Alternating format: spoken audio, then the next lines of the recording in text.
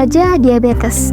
Mengenal diabetes mellitus tipe 1 dan tipe 2. Berdasarkan riset kesehatan dasar atau Rikesdas, persentase kasus diabetes di Indonesia mengalami peningkatan dari tahun ke tahun. Pada tahun 2007, prevalensi diabetes di Indonesia adalah 5,7%, naik di tahun 2013 menjadi 6,9%, naik kembali di tahun 2023 menjadi 11,7%. Persoalan ini tentu menjadi perhatian dari Kementerian Kesehatan, mengingat diabetes mellitus merupakan ibu dari segala penyakit. Jadi, apa itu diabetes mellitus? Diabetes mellitus atau penyakit kencing manis merupakan penyakit menahun yang dapat diderita seumur hidup. Penyakit diabetes mellitus ini disebabkan oleh gangguan metabolisme yang terjadi pada organ pankreas, yang ditandai dengan peningkatan gula darah atau sering disebut dengan kondisi hiperglikemia. Hal ini disebabkan karena menurunnya jumlah insulin dari pankreas. Pada tubuh yang sehat, produksi hormon insulin berjalan normal. Hormon insulin yang diproduksi oleh pankreas berperan sebagai pembuka pintu sel, agar gula bisa masuk ke dalam sel dan diubah menjadi energi. Pada penderita diabetes tipe 1, hormon insulin tidak dapat bekerja dengan baik. Hal ini terjadi karena sistem kekebalan tubuh penderita menyerang dan menghancurkan sel-sel pankreas yang memproduksi insulin. Hal ini menyebabkan produksi insulin akan gagal dan menyebabkan kadar gula darah meningkat pesat. Diabetes tipe 1 ini kemungkinan disebabkan oleh faktor genetik. Pada diabetes tipe 2, pankreas masih menghasilkan insulin, tetapi jumlahnya kurang dan tidak sensitif sehingga insulin tidak dapat bekerja dengan efektif, sehingga gula darah pun dapat meningkat.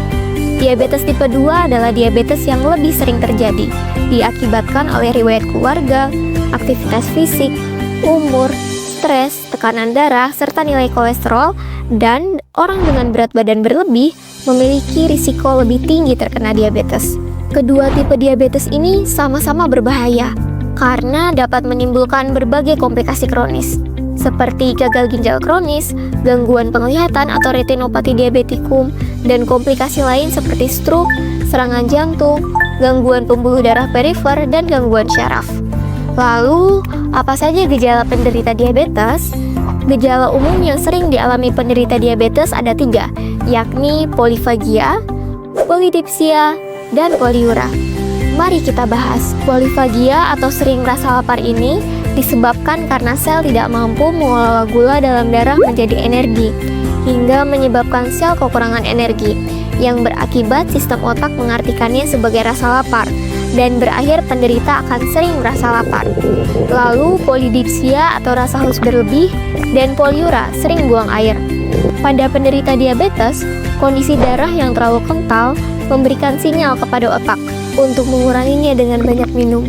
Tubuh memiliki batas tampung cairan yang masuk, sehingga konsumsi cairan berlebih berakibat penderita sering buang air kecil. Dan diabetes juga memiliki beberapa gejala lainnya, seperti mudah lemas, pandangan kabur, luka tidak mudah sembuh, sering kesemutan, terdapat keton dalam urin, dan sering mengalami infeksi, misalnya pada gusi, kulit, vagina, atau saluran kemih. Lalu, bagaimana cara mendeteksi diabetes mellitus? Pemeriksaan dapat dilakukan dengan memeriksa glukosa dalam darah, yang dapat dilakukan dengan metode pertama, tes GDS atau gula darah sewaktu, yaitu tes gula darah yang dilakukan pada saat kapanpun walaupun sesudah makan.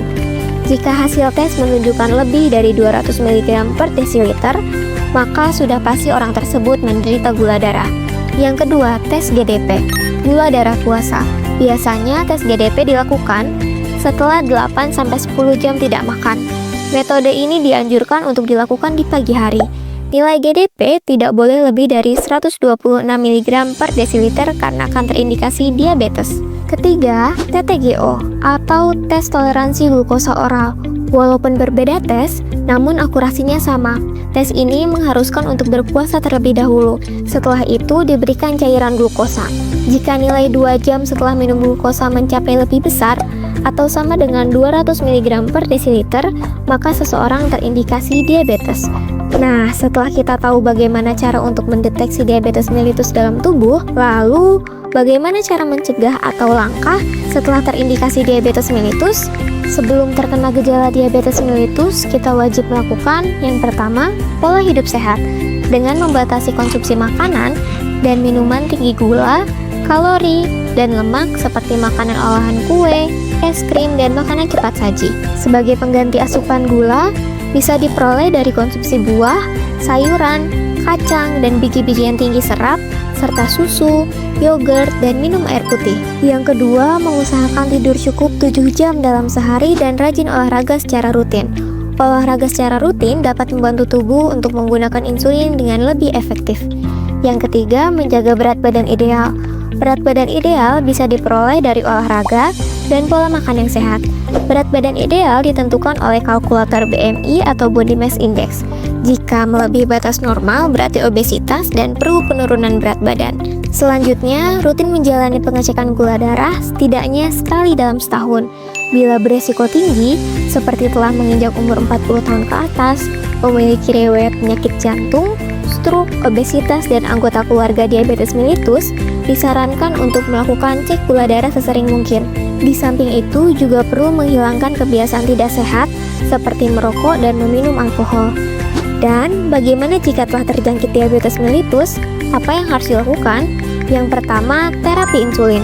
Bagi penderita diabetes tipe 1, suntikan insulin merupakan obat utama karena tubuh tidak lagi mampu memproduksi insulin. Untuk penderita diabetes tipe 1, terdapat berbagai jenis suntikan insulin yang bisa digunakan sesuai dengan kondisi tubuh penderita.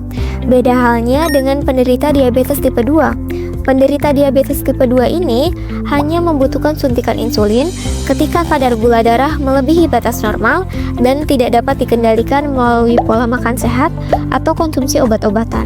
Selanjutnya, mengonsumsi obat-obatan tertentu sesuai dengan saran dokter. Untuk penderita diabetes tipe 1, konsumsi obat-obatan dimaksudkan untuk melindungi organ penting seperti jantung, ginjal, hati dari kerusakan. Lalu yang terakhir, melakukan pola hidup sehat seperti membatasi asupan gula per hari, olahraga secara teratur, beristirahat dengan cukup, dan menghilangkan kebiasaan merokok. Melalui pola makan seimbang, aktivitas fisik, dan pengobatan yang tepat, kita dapat mengelola diabetes dan hidup lebih sehat. Mari jaga kesehatan dan pola hidup sehat untuk mencegah diabetes.